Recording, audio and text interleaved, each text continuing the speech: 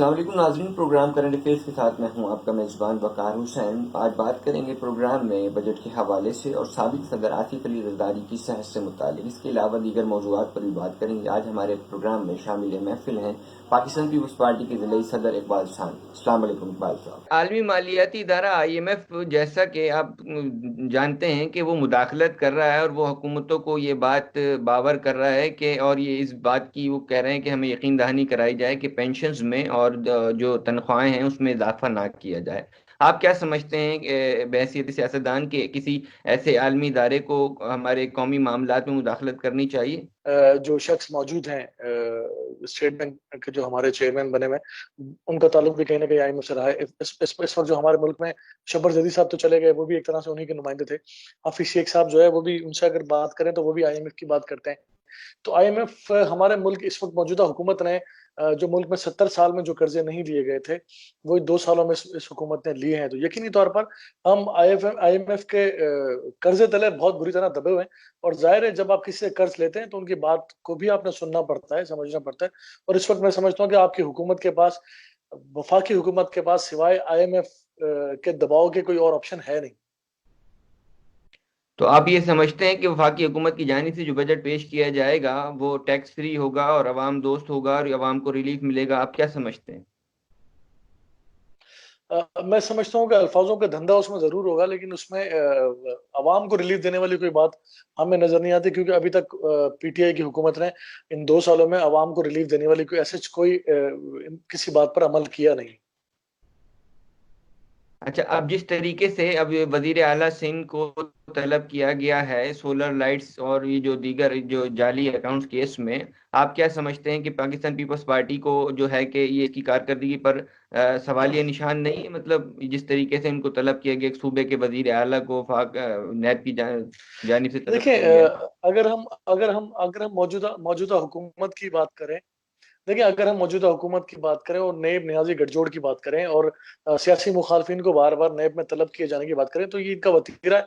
ये कोई नई बात नहीं है, ना पाकिस्तान पीपल्स पार्टी के लिए नई बात है, ना दीगर सियासी जमातों के लिए जो पीटीआई की मुखालिफ सियासी जमात है उनके लिए कोई नई बात है।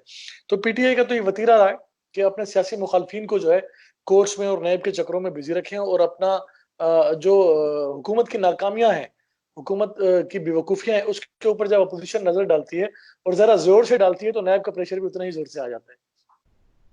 अच्छा, अभी जिस तरीके से कल नैब कायदे हिज़्ब इख्तिलाफ शहबाज शरीफ साहब को गिरफ्तार करने गई थी और वो अब अदालत से उन्हें जो है कि अब रिलीफ मिल गया है, तो आप क्या समझते हैं नैब की तरफ से जो है कि ये जो कार्रवाइयाँ हो रही हैं? और इस तरह की एक बात आम जबान ज़द आम भी है कि जो चेयरमैन नैब की कोई वीडियो है जो हुकूमती नुमाइंदों के हाथ में उनको ब्लैकमेल कर रहे हैं, उन पर दबाव डाला जा रहा है कि अपोजिशन के लिए अगर जो है कि आपने घेरा तंग नहीं किया, तो इस तरह की कोई सूरत हाल है? आप क्या समझते हैं?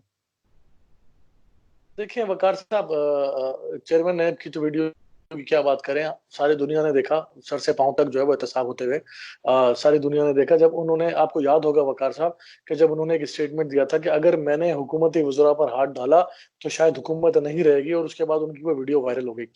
तो यकीनी तौर पर वो जो हुकूमत वज़रा पर हाथ डालने वाली बात थी, चेयरमैन नैब उससे बैक हो गए। तो अगर ऐसी कोई वीडियो मजीद अगर उनकी कोई है, तो इखलाकी तौर पर उनको चेयरमैन नैब के ओहदे पर तो फाइज रहना ही नहीं चाहिए। और अगर हुकूमत के दबाव में आकर वो अपोजिशन के लोगों को इस तरह ब्लैकमेल करते हैं या डराते धमकाते हैं या उनको बार बार उनके ऊपर रेफरेंसेस तैयार करते हैं, तो यकीनी तौर पर अगर किसी अपोजिशन के जमात के पास उनकी कोई वीडियो आ जाना तो कोई बड़ी बात नहीं है। तो जाहिर है, जब दूसरों ने भी ये महसूस कर लिया कि चेयरमैन नैब जो है जब हुकूमती दबाव में वीडियो के आने के बाद आ सकते हैं, तो हम भी कुछ तरह की कोशिश कर लें। मे भी कोई वीडियो उनके पास हो जिसकी वजह से वो दबाव में हो, ऐसा पॉसिबल है। बट मैं समझता हूँ कि पूरी दुनिया में फकार साहब ये होता है कि हमेशा लोग रेफरेंसेस जब तैयार होते हैं, एविडेंस होते हैं, किसी को गिरफ्तार करने से पहले उनके खिलाफ जो है मुकम्मल सबूत होते हैं, फिर उनको गिरफ्तार किया जाता है। देखिए, मैं आसिफ अली जरदारी की तरफ बात को लेकर जाऊंगा कि 12 साल 11 साल उनको जेलों में रखा गया, लेकिन एक छोटी अदालत में भी एक जो सेशन कोर्ट में भी उनके खिलाफ कोई प्रूफ नहीं हुआ, कोई केस साबित नहीं हुआ। इट मीन्स कि उनके ऊपर कोई भी फर्द जुर्म आयद नहीं हुआ आज तक। उनको किसी केस में एक 15 दिन की भी सजा नहीं हुई। तो 12 साल उनकी जिंदगी के वो जाया हो गए। अभी मौजूदा हुकूमत ने आखिर आसिफ जरदारी को गिरफ्तार किया और कुछ महीने अपने पास नैब में गिरफ्तार रखा। फिर उनकी तबीयत की खराबी के बायस अदालतों ने उनको जमानत दी और इस वक्त तक आसिफ जरदारी के खिलाफ भी कोई केस साबित हो नहीं सका।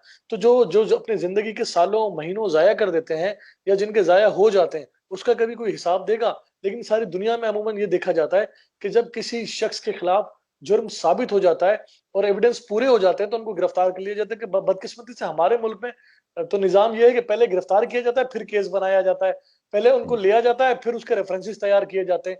तो ये दोहरा मयार है, पूरी दुनिया में ऐसा होता नहीं है। और हमारा वजीर आजम बर्तानिया, अमेरिका और पता नहीं इटली की और जापान की बातें करता है, और जो काम उसके ऐसे हैं कि वो अमेरिका में खड़े होके कैदियों के कमरों से फ्रिज और टीवी निकलवाता है, एसी निकलवाता है। तो हम तो आगे बढ़ ही नहीं सकते जरदारी इस तरह। साहब की तबीयत के हवाले से, सेहत के हवाले से कुछ रूमर्स हैं, आप क्या, आपके जरा उनकी तबीयत के बारे में तो हमें आगाह कीजिए, इनकी सेहत के कार हवाले से। आपने खुद ही कहा कि रूमर्स हैं, तो मैं आपसे यही कहूंगा, रूमर्स हैं। अल्हम्दुलिल्लाह जरदारी साहब सेहतमंद है, पहले से ज्यादा ठीक है और बहुत बेहतरीन अंदाज में वो कम बैक करेंगे।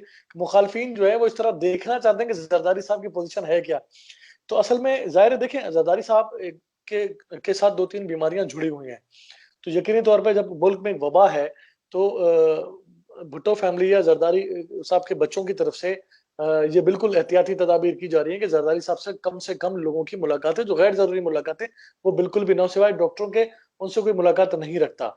तो यही एक वजह है कि इस वबा से बचने के लिए, देखें, किसी को नहीं पता कि आप बाहर से क्या ला रहे हो अपने घर में, मैं बाहर से क्या ला रहा हूँ अपने घर में, मैं किन लोगों से जाके मिलता हूँ। तो लिहाजा जरदारी साहब के बच्चे जो, उनकी सेहत का बहुत ज्यादा ख्याल रखते हैं, इसलिए वो शायद मुलाकातों से उनको इज्तनाब बरता हुआ है। लेकिन अल्हम्दुलिल्लाह जरदारी साहब खैरियत से हैं और पहले से ज्यादा फिट है। अच्छा, पाकिस्तान पीपल्स पार्टी नशकारी की मुखालिफत करती है या हामी है? और जो पाकिस्तान स्टील के मुलाजमीन को फारिग किया जा रहा है, आप कहाँ स्टैंड करते हैं और क्या किरदार अदा करेंगे उन मुलाजमीन के लिए? देखिए वकार, आपको याद होगा शहीद मोहतरमा बेनजीर भुट्टो को इस्लामाबाद की अदालतों में बुलाया गया था। सिर्फ उनके ऊपर एक चार्ज था 93 वाली गवर्नमेंट में, 93 से जो 96 तक वजीर आजम रही वो। तो 95 में उन्होंने पीआईए में कुछ जॉब्स क्रिएट की थी और उन्होंने पीआईए में मुलाजमतें दी थी। तो मोहतरमा बेनजीर भुट्टो को इस्लामाबाद कोर्ट बुलाया गया और उनसे पूछा गया कि जनाब आपने जो ना पीआईए में जो ना वो भर्तियां की हैं और इस तरह गैर कानूनी भर्तियां की, उनके ऊपर ये एलिगेशन था। तो मोहतरमा बेनजीर भुट्टो ने अदालत के रूबरू इस बात का इजहार किया कि अगर मेरा ये जुर्म है, मैंने लोगों को रोजगार फराहम किया है और ये मेरा जुर्म है, तो ये जुर्म मैं बार बार करूंगी। तो बिल्कुल इसी तरीके से पाकिस्तान पीपुल्स पार्टी ने हमेशा लोगों के रोजगार देने की बात की, रोजगार छीनने की बात कभी भी नहीं की है। अगर कोई, आप अभी देखिए सोशल मीडिया पे वायरल है, खान साहब की तकरीरें वायरल हैं, असद उमर साहब बहुत ज्यादा वायरल हैं। वो क्यों आप इस तरह की जाके लोगों से वादे करते थे, जिस तरह आपने हुकूमत में आने से पहले पाकिस्तान की आवाम से झूठे वादे किए थे, बिल्कुल उसी तरह के वादे आपने स्टील मिल के मुलाजमीन से कर दिए और अब वो आपको उसमें रुसवा होना पड़ रहा है। तो खुदा के लिए झूठी बात ज्यादा देर नहीं रुकती, सच कायम रहता है। पाकिस्तान पीपल्स पार्टी ने हमेशा मजदूरों के साथ दिया है और पाकिस्तान पीपल्स पार्टी के लिए कहा जाता है कि गरीबों की पार्टी है, मजदूरों की पार्टी है, किसानों की पार्टी है, तालिब इल्मों की पार्टी है। ये इस तरह जहांगीर तरीन की और खुसरो बख्तियार की पार्टी नहीं है। ये उनकी पार्टी नहीं है जिनको खान साहब चपरासी भी नहीं रखना चाहते थे। ये उनकी पार्टी भी नहीं है जिनको खान साहब ने पंजाब का सबसे बड़ा डाकू कहा था और आज जो ना वो स्पीकर है पंजाब असेंबली के। ये उनकी पार्टी भी नहीं है जो कराची के लोगों को कातिल का करार दिया था और उसी सियासी जमात के लोगों को अपने साथ आज वफाक में उन्होंने बिठाया हुआ है। तो मैं समझता हूँ कि हमारे कौल और फैल में तजाद जो है वो हमें बहुत पीछे लेके चला जाता है। तो खान साहब के साथ ये अलमिया है कि वो कहते कुछ हैं और करते कुछ हैं। तो हमें इस बात पे तो सियासी एतबार से तो हमें खुशी होती है कि खान साहब जो है हर जाने वाले दिन के बाद जो है रुसवा होते हैं, जलील होते हैं।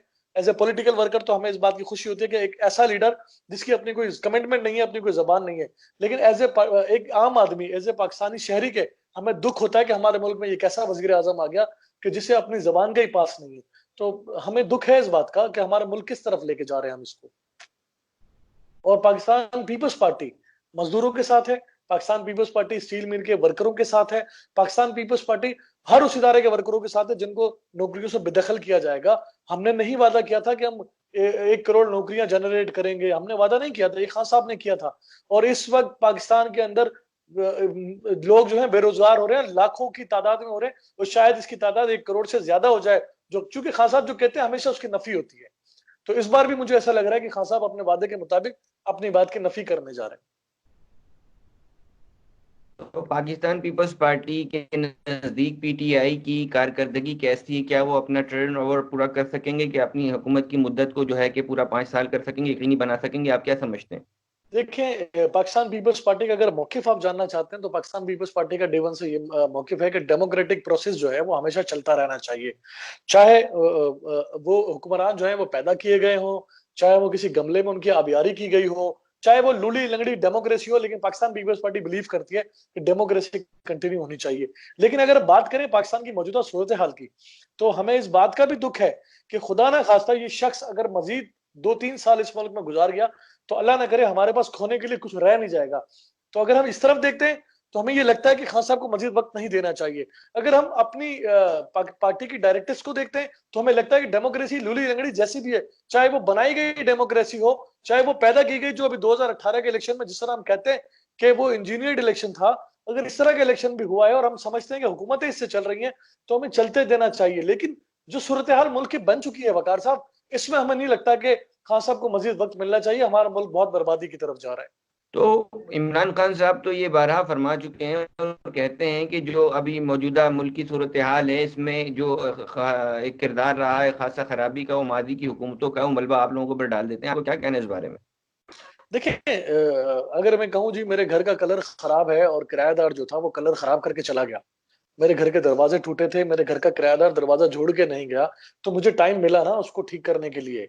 मुझे टाइम मिला कि मैं अपने घर का कलर भी ठीक करूं, दरवाजे भी ठीक करूं, मैं अपने घर की मुकम्मल मेंटेनेंस करूं। तो आपको 2 साल, आप तो 90 दिन में सब ठीक करने वाले थे। हमने तो नहीं कहा था कि 90 दिन में मैं इन सबको पकड़ के बंद कर दूंगा। हमने तो हमने तो ये नहीं कहा था कि 200 अरब बाहर से आएगी और हम जो है 100 अरब जो है ना आवाम पर लगाएगी और 100 अरब से हुकूमती जो है वो अखराजात कंप्लीट करेंगे। हमने तो नहीं कहा था। ये तो इन्होंने ऐलान किए थे ना। हमने तो नहीं कहा था कि हम 90 दिनों में, फिर हमने ये भी नहीं कहा था कि पाकिस्तान के सीनियर सहाफी हजरात एंकर पर्सन्स को बुला के कि खुदा के लिए 6 महीने मुझ पर लानतान ना करो, मैं ठीक कर दूंगा। तो 6 महीने नहीं होगी, 6 महीने 4 बार हो चुके हैं। तो ये 6-6 महीने आप लेकर अगर इस तरह 5 साल पूरे करने हैं और झूठ और नफी की बुनियाद पर, तो फिर आपका अल्लाह ही वारिस है। देखें, अगर कुछ गलत पाकिस्तान पीपल्स पार्टी ने किया था, अगर कुछ गलत मियां नवाज शरीफ ने किया था या दीगर, आप इनको याद रहता है, नवाज शरीफ भी याद रहता है इनको, पीपल्स पार्टी भी याद रहती है, लेकिन इनको जनरल मुशर्रफ के 9 साल याद नहीं रहते, लेकिन इनको जनरल जिया के 11 साल याद नहीं रहते। देखिए, अगर पीपल्स पार्टी का बुनियादी तौर पे वफाक में अगर इक्तदार को देखें आप, वकार साहब, गौर तलब बात है ये। हम अगर देखें पाकिस्तान पीपल्स पार्टी के 88 में हमें हुकूमत मिली 18 महीने, 93 में हुकूमत हमें मिली 22 महीने, तो कुल मिला के ये हमें 18-18-36, यानी कि 3 सवा 3 साल हमने ये हुकूमत की। और आसिफ जरदारी के दौर में हमें 5 साल पूरे किए, उसमें भी आपने हमें इंटरप्ट किया। उसमें भी अदालतें जो है वो माचिस की डब्बी पे सोमोटो एक्शन ले लिया करती थी, तो हमें काम नहीं करने दिया जाता था। कुल मिला के 8-8.5 साल हुकूमत पाकिस्तान पीपल्स पार्टी की है। और मैं समझता हूँ इतना ही कोई टाइम जो है 9 साल का 10 साल का शायद मियां साहब को वफाक में मिला। तो कुल मिला के आप इनको देखें, इनकी हुकूमतों का टाइम तो 18 से 20 साल इन्होंने वफाक में हुकूमतें की हैं, नून लीग ने और पीपल्स पार्टी ने। भुट्टो साहब की बात नहीं कर रहा, उसको तो आप अच्छा काउंट करते हैं ना, उसमें तो आपको एटमी ताकत भी बनाया गया, उसी दौर में आपको आइन और दस्तूर दिया गया, उसी दौर में आपने कादियानियों पर एक कानून पास किया, मुत्तफिका कानून पास किया। तो ये सारी बातें भुट्टो साहब, चले उसको आप आइडियल करते हैं, हम उसको गिनते भी नहीं, हम नहीं लेते उसको अपनी साइड पर। लेकिन पीपल्स पार्टी के ये 8 सवा 8 साल और मियां साहब के 9-10 साल, कुल मिला के 20 साल अगर आप गिन लें, 18 और 19 साल होते हैं, आप 20 रखें, तो 70 साल जिन लोगों ने हुकूमत की है, क्या खान साहब उनकी भी बात करते हैं? कभी कभी सुना है आपने कि खान साहब ने उनकी 70 साल की बात की हो? और हम कहते हैं कि चलें जी छोड़ें, उन 70 सालों में जो पाकिस्तान ने जितना भी कर्जा लिया, उस सारे कर्जों को एक तरफ रखें और खान साहब के 2 साल के कर्जे को एक तरफ रखें, फैसला आप आवाम के सामने आ जाएगा। देखिए, मीठी बातें, चिकनी चुपड़ी बातें करने से हुकूमतें नहीं चलती, हुकूमतें इंप्लीमेंट करने से चलती है। इंप्लीमेंट क्या किया आपने? आपने अपने अदवार में 7 साल केपी में हुकूमत है, आपने वफाक ने एक बड़ा मंसूबा दिया बीआरटी का। मुझे बताएं उसका, उसकी क्रेडिबिलिटी क्या रह गई है? अरबों से शुरू हुआ, खरबों पर पहुंच गया। कभी उसकी बात करते किसी को सुना है आपने? कभी हमारा वजीर आजम कहता है कि जी कोरिया में कश्ती अगर डूब जाए तो इस्तीफा दे देता है वजीर आजम। कहते थे ना, इंप्लीमेंट क्यों नहीं करते? जहाज गिर गया, रेलवे के बार बार हादसा हो गए, खुदा ना खास्ता आपने जो है बगैर मशावरत से इंडियन पायलट इंडिया के हवाले कर दिया। आपने कश्मीर पे 370 की जो खुसूसी हैसियत थी वो खत्म हो गई, उस पर आपने अब पाकिस्तान के स्टेक होल्डर्स को बिठाकर बात नहीं की। आपने मतलब कोरोना के हवाले से आपने इस वक्त तक जो हम अभी गुफ्तगू करें वकार साहब, इस वक्त तक भी पाकिस्तान के स्टेक होल्डर्स को बिठा के आपने इस पर मशवरा नहीं किया। सिंध हुकूमत ने इनिशिएटिव लिए तो आपने ये टारगेट बना लिया कि जनाब सिंध हुकूमत का मोरल हाई हो रहा है, सिंध हुकूमत की पोजीशन में पॉलिटिकल पोजीशन में बेहतरी आ रही है, तो आपने सारी तोपों को रुख वजीर आला सिंध मुराद अली शाह की तरफ कर दिए। लेकिन बहुत माजरत के साथ, अगर आज खुदा ना खास्ता मुल्क में अमवात में इजाफा हो रहा है तो उसका जिम्मेदार भी मौजूदा हुकूमत और खान साहब खुद है। आपने यहाँ पर कोटों को इस्तेमाल करके मार्केटें खुलवा दी। सिंध हुकूमत कहती रहेगी कि खुदा ना खास्ता लोगों की जानों का तहफ़्फ़ुज़ ज्यादा जरूरी है। वकार साहब, खुदा ना खास्ता मैं और आप या हमारे घर का कोई फैमिली मेंबर जो अपने बच्चों को पालता होता है, अगर वो दुनिया से चला गया तो उनके बच्चों का जिम्मेदार कौन होगा? एक वक्त की तकलीफ और भूख और प्यास तो हम बर्दाश्त कर लेंगे, लेकिन अगर कोई जान से चला गया किसी का शख्स, तो वो पूरी जिंदगी का रोना होता है। जी हमारे वजीर आजम को कौन समझाएगा? आज मुल्क इस दिहाने पर लेकर आ गए हम कि हमारे मुल्क में लाशों के अंबार, मेरे मुंह में खाक, अल्लाह न करे, अल्लाह न करे, अल्लाह न करे, मेरे मुंह में खाक कि हमारे मुल्क में लाशों के अंबार लगने वाले हैं, हॉस्पिटल्स में जगह नहीं है, जो है हम चाइना से आगे निकल गए। बात हम आइडियोलॉजी हम बहस करते हैं जापान की, अमेरिका की, इटली की, स्पेन की, और हम कर क्या रहे हैं? क्या हमने ये नुकसान नहीं हुआ पाकिस्तान की आवाम को कि कोरोना के हवाले से पाकिस्तान का जो बयानिया था वो डिफरेंट था। आप एक जगह कह रहे हो जनाब इससे कोई खतरनाक बीमारी नहीं, आप अगर आप फोन कॉल किसी को करें तो कोरोना वायरस खतरनाक है लेकिन इससे हमारी जान नहीं जा सकती। पूरी दुनिया में इसका मैसेज अलग गया और हमारे पाकिस्तान में इसका मैसेज अलग गया। आपने अपनी कौम को ये कन्वे किया कि जनाब परेशान होने की जरूरत नहीं है। वजीर आला सिंध ने 16 इजलास किए वकार साहब। 16 इजलास के बाद हमारे वजीर आजम को ये ख्याल आया कि वजीर आला सिंध की और पीपल्स पार्टी की तारीफें हो रही हैं, लिहाजा खड़े हो जाओ और इनके ऊपर लानतान शुरू कर दो। हुआ क्या? तो हुआ ये वफाकी कि आपने हुकूमत की बाजार जानिब खुलवा से दिए। अभी दोबारा लॉकडाउन की तरफ जो है कि इशारा दिया गया है, कहा गया क्यों है देंगे अब कि इशारे? अगर आप अमल इशारे दरामद क्यों दे नहीं रहे हैं होता वकार तो हम साहब? ये लॉकडाउन की तरफ दोबारा जाएंगे। आप क्या नहीं, समझते हैं अब ये पाकिस्तान क्यों फिर इशारे दे रहे हैं? इन बेवकूफों से कोई पूछेगा कि अब ये क्यों इशारे दे रहे हैं इस तरह के? क्यों इन्होंने पहले बाजारें खुलवाने की बात की, कभी स्मार्ट लॉकडाउन की बात की, कभी कह रहे हैं रेडी और रिक्शे वाले का क्या बनेगा? अब मुझे बताएं दोबारा जब इशारे दे रहे हैं तो या कि पहले गलत थे या फिर आज गलत है? तो पीपल्स पार्टी का मौकिफ जो है डे वन से स्टांस सिंगल है। वो ये था कि कोरोना खतरनाक है, हमें तकलीफ में दिन गुजारने पड़ेंगे, हमें घरों में रहना पड़ेगा, हमें लॉकडाउन करना पड़ेगा, हमें सोशल डिस्टेंसिंग करनी पड़ेगी, हमें अपने कारोबार को बंद करना पड़ेगा। ये सारी बातें पाकिस्तान पीपल्स पार्टी के लोग कर रहे थे और पाकिस्तान पीपल्स पार्टी के लोगों को रमजान से पहले तक और रमजानों में भी लान तान किया जा रहा था। मुझे बताओ अगर आज ये बात कोई और कर रहा है तो दुरुस्त कैसे हो सकती है? हम तो कह रहे थे कि ये सर बात ये गलत है सदा के इस पर लिए। इम्प्लीमेंट पर अमल दरामद कराना किसका काम है? एसओपीज का कह तो दिया जाता है, और अब देखिए जिस तरीके से वकार, ट्रांसपोर्ट खोल दी देखिए गई है, वकार, एसओपीज पर अमल कौन वकार, करवाएगा? देखिए वकार, मैं मेरी बात को जरा गौर से सुनिएगा। वकार देखिए, असल में बात यह है कि तकलीफ दे बात यह है कि हमारे मुल्क में बयानिया चेंज था। हुकूमत सिंध कुछ कह रही थी और वफाक कुछ कह रहा था। हुकूमत सिंध ने जो लॉकडाउन की पॉलिसी अडॉप्ट की वही पंजाब ने की, वही केपी ने की, वही बलूचिस्तान ने की, इवन वही वफाक ने की। लेकिन आपने पॉलिसी को अडॉप्ट किया, लेकिन हुकूमत सिंध की तारीफ करने में आपकी जबान में तकलीफ हो रही थी, आपके मुंह में छाले थे, आपकी तारीफ के अल्फाज हुकूमत सिंध के लिए नहीं निकल रहे थे। हुआ क्या कि आपने अपना बयानिया चेंज किया। आपने कहा कि जी लॉकडाउन ज्यादा खतरनाक नहीं है, लोगों की बेरोजगारी ज्यादा खतरनाक है। आपने लोगों के माइंडसेट किए। देखें, लोग आप और मैं वकार एहतियात कर लेंगे जब हमें ये पता लगे, हमारे माशरे को, हमारे शहरियों को, हमारे दोस्तों को, बुजुर्गों को, नौजवानों को ये पता लगे कि हम इंतहाई खतरनाक सूरत हाल में हैं और वफाक से हमारे ये बयानिया डिलीवर होकर नीचे आवाम तक आता तो शायद एसओपीज पर अमल करवाने की जरूरत नहीं पड़ती, लोग खुद ही एहतियात करते। लेकिन हमने अपना बयानिया पाकिस्तान की आवाम को हमने ये सिखा दिया कि परेशान ना हो, कारोबार जरूरी है, रोजगार जरूरी है। आपने साजिशें करके पीटीआई कराची के अंदर ताजरों के साथ मीटिंग करती रही, हमारे पास वीडियोस और हमारे पास उनकी रिकॉर्डिंग्स मौजूद है, उनको चढ़ाती रही, उनको समझाती रही कि पीपल्स पार्टी चाहती है मईशत तबाह हो जाए। मईशत तबाह, भाई मईशत का बेड़ा गर्क तो मईशत का बेड़ा गर्क हो, लोगों की जानें कीमती हैं। मईशत का हम क्या करेंगे जब हमारे मुल्क में अमवात के ढेर लगे होंगे? हम क्या ऐसी मईशत का अचार डालेंगे? लोग जिंदा होंगे तो मईशत काम आएगी, लोग जब लोग ही नहीं होंगे तो मईशत का हम क्या करेंगे? वकार साहब, हम तो ये समझाते रहे लेकिन ये साजिशों में लगे रहे। ये पाकिस्तान पीपल्स पार्टी के बयानिए को मुस्तरद करने के लिए हर वो किस्म की साजिशें करते रहे जिससे पीपल्स पार्टी को रुसवा और जलील किया जाए। और आप फिर कुछ नहीं अरे मिला, वो तो एक बात फोटो ठीक से है खुपा कि ये खा गए। साजिशें करती रही है वफाकी हुकूमत सिंध हुकूमत के खिलाफ। आप ये देखें कि अभी जो आटा और जो ये शुगर माफिया है इसका क्या बना, ये जो तहकीकात हो रही थी इसका ये कहाँ तक पहुंची है? देखिए ये सवाल तो पीटीआई से हुकूमत, वफाकी हुकूमत से बनता है। आपने तो बड़े बड़े बुलंद बांग दावे किए थे, मैं तो कहता हूँ एक शख्स ऐसा बता दें नहीं, उस जिसको कमेटी पर नैब तलब, आपको एतमाद है जो कमेटी तहकीकाती अमल में आई थी? आपको एतमाद है उस कुछ कमेटी नहीं होने पर? वाला, कुछ नहीं होने वाला। देखें ये सिर्फ अपने बयानिए को आगे बढ़ाने के लिए और अवाम में पजगिराई के लिए इस किस्म की बातें करते हैं, इंप्लीमेंट आपको नजर नहीं आता और ना ही आगे कभी आएगा।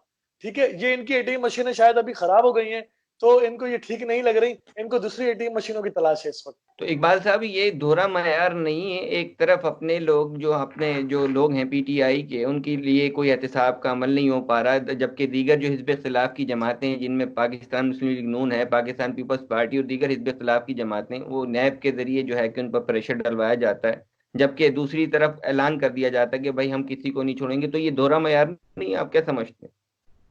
वो कहते हैं हम किसी को नहीं छोड़ेंगे ना, लेकिन हम उनको छोड़ेंगे जो हमारे होंगे, बाकी किसी को नहीं छोड़ेंगे। ये लफ्ज बाकी का लगाना भूल जाते हैं, बाकी करते वही हैं कि हम किसी को नहीं छोड़ेंगे, बाकी हम अपने लोगों को छोड़ देंगे। ये पूरा सेंटेंस इनका ये होता है और यही होना चाहिए, ये अपने लोगों को नहीं छोड़ पकड़ेंगे। देखे ना, मैंने आपको पहले भी कहा कि वकार, इन्होंने पूरी दुनिया जानती है शेख रशीद के बारे में, इन्होंने कहा था मैं चपरासी भी ना रखूं, आज उनका सबसे चहीता वजीर है। मैं नहीं कहा, खुद खान साहब ने कहा था, खुद खान साहब ने कहा था कि पंजाब का सबसे बड़ा डाकू परवेज इलाही, खुद खान साहब ने कहा था एमक्यूएम दहशतगर्द जमात है, कातिल जमात है। तो आज वो एमक्यूएम, मतलब क्या मैं इनके बारे में क्या कहूँ। जी नाजरीन, इकबाल शान साहब को आपने सुना। प्रोग्राम के अख्ताम का वक्त हुआ जाता है। करंट अफेयर के साथ अपने मेजबान वकार हुसैन को दीजिए इजाजत। अल्लाह ने जवान।